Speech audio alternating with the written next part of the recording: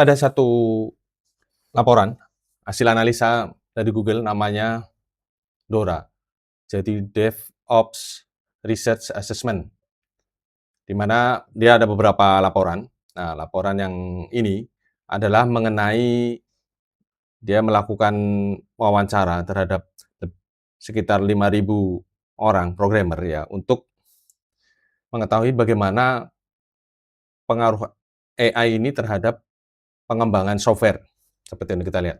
Ya, ini report dibuat tahun 2025. Oke, buat tahun 2025. Oke. Next slide. Kita lihat, next slide.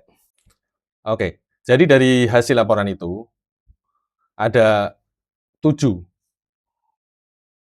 kategori tim ya, profil tim seperti itu. Sini ada dibuat mapping-nya ya.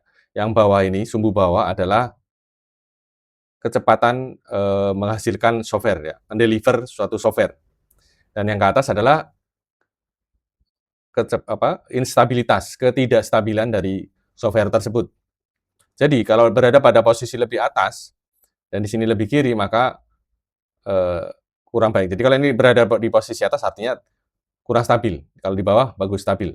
Tetapi kalau dari yang garis ini semakin di kiri, dia berarti kurang cepat, delivernya lebih lambat seperti itu. Oke, mari kita lihat slide berikutnya. Jadi apa saja sih yang digunakan untuk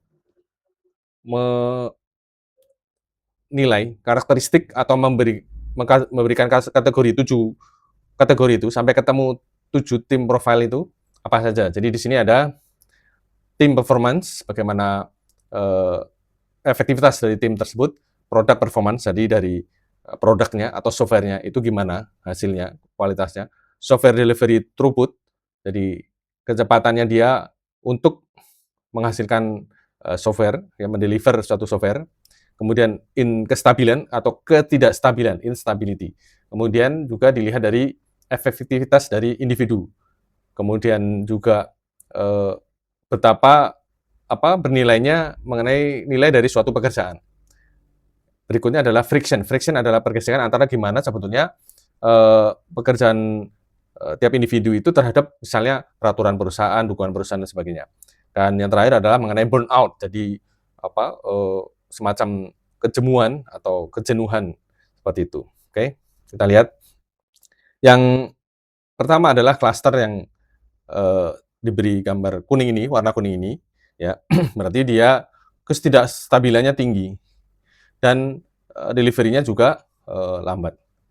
Nah, contohnya, jadi kondisinya biasanya sebetulnya dia throughput-nya rendah. Jadi kalau ada request untuk update lah, fitur dan sebagainya, dia tidak bisa segera mendeliver. Sudah gitu, kalau udah terdeliver, ternyata produknya tidak stabil. Ya, ini dari penelitian biasanya terjadi karena tim kekurangan staff, understaff, atau juga terlalu terspesialisasi secara berlebihan.